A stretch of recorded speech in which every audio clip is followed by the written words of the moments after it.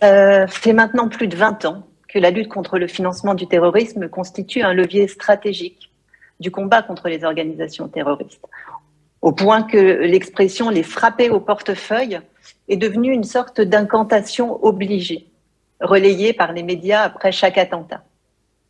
Mais cette expression n'est pas heureuse. Elle est même mauvaise, car elle donne l'image fausse d'une sorte de taxe ou de confiscation de l'argent du terrorisme. Et ce n'est malheureusement pas ce que l'on réussit à faire, ou alors très marginalement. Après le 11 septembre 2001, les États avaient étendu les dispositifs juridiques et opérationnels de lutte contre le blanchiment des capitaux au financement du terrorisme.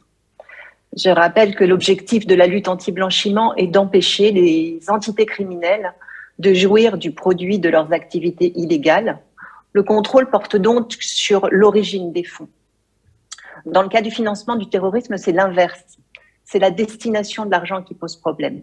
Même gagné de manière tout à fait légale, vous n'avez pas le droit d'utiliser votre argent pour soutenir des groupes, des causes ou des opérations terroristes.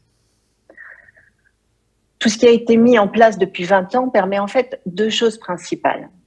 On a considérablement compliqué les levées de fonds des organisations terroristes.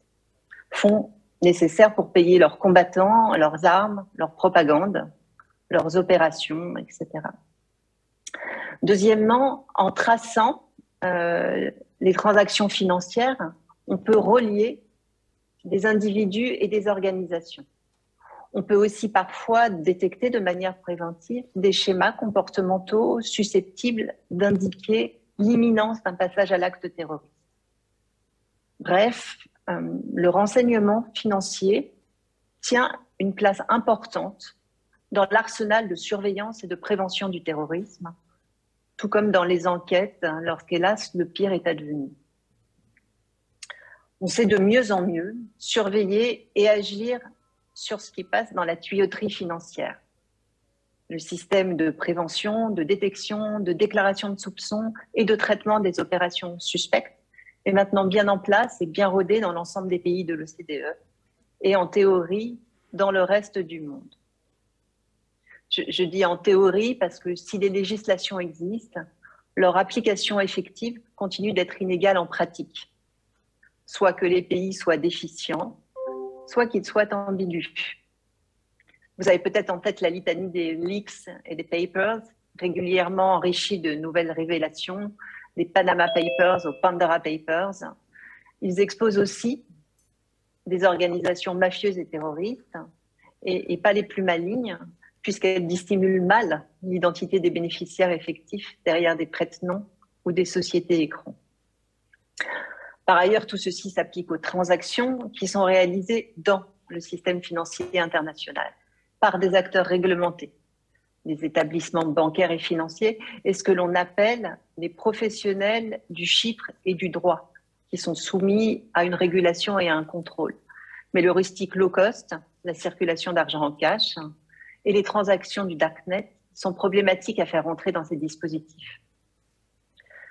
À ces manquements bien connus viennent s'ajouter 5 difficultés supplémentaires. Premièrement, l'enracinement dans le tissu local.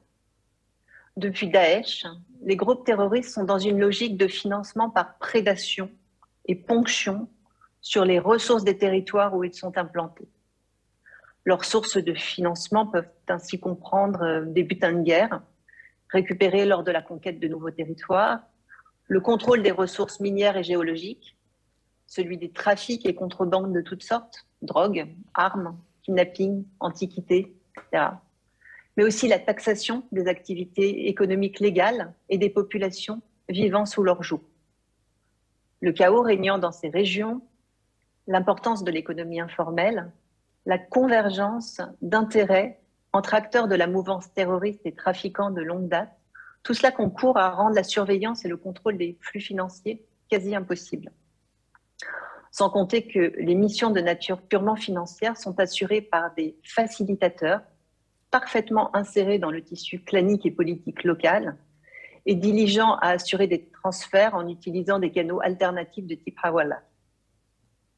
Économie souterraine et informelle, circulation de cash, trafics en tout genre, collecteurs financiers, toute ressemblance avec des phénomènes observés dans les banlieues et zones périurbaines françaises et européennes ne serait pas dénuée de pertinence.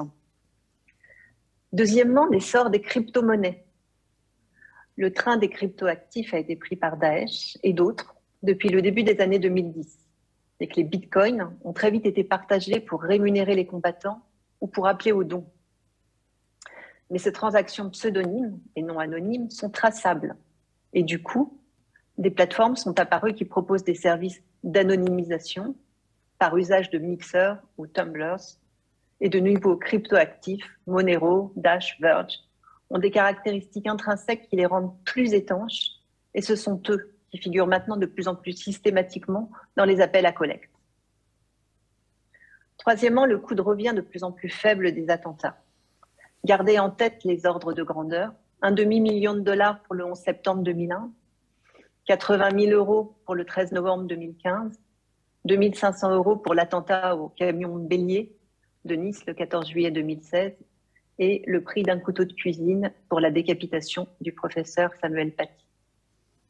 Et vous parlant d'Israël, je salue la mémoire des 4 personnes qui ont perdu la vie à Beersheva ce mardi dans un attentat à la voiture bélier et à l'arme blanche perpétré par un individu affilié à l'État islamique. Le développement d'actes de terrorisme low cost de ce type a proliféré ces dernières années. Cela empêche la lutte antiterroriste de s'appuyer sur des flux financiers visibles pour prévenir les attentats. Quatrièmement, et ça a été longuement évoqué dans la table ronde précédente, le contrôle de la nébuleuse associative est difficile et politiquement sensible. Les charities et autres associations mélangent les genres entre actions caritatives, prosélytisme religieux, soutien aux frères et sœurs. Elles utilisent ce flou pour collecter des fonds, se réinventent sous une nouvelle dénomination lorsqu'elles en viennent à être interdites et s'émeuvent sur les réseaux sociaux d'être stigmatisées. Cinquièmement, la réelle politique. Dans nos relations avec des pays sponsors d'idéologie radicale, et ça a aussi été évoqué, toutes sortes de conflits d'intérêts se produisent en permanence et elles conduisent à des arbitrages qui ne placent pas nécessairement la lutte contre le financement du terrorisme en première priorité. C'est ainsi. Un mot sur l'avenir. Nous sommes entrés il y a un mois dans une ère nouvelle. Le système de gouvernance mondiale construit par les États après 1945 est à nouveau mis à mal, voire contesté, par des leaders qui font peu de cas du droit international. Le droit est l'arme des faibles, ainsi déclarait Poutine. Sauf qu'en matière financière, la coopération entre les pays est le seul moyen d'éviter que l'argent ne file entre les doigts et ne se perde dans les sables, ou plutôt dans les trusts offshore.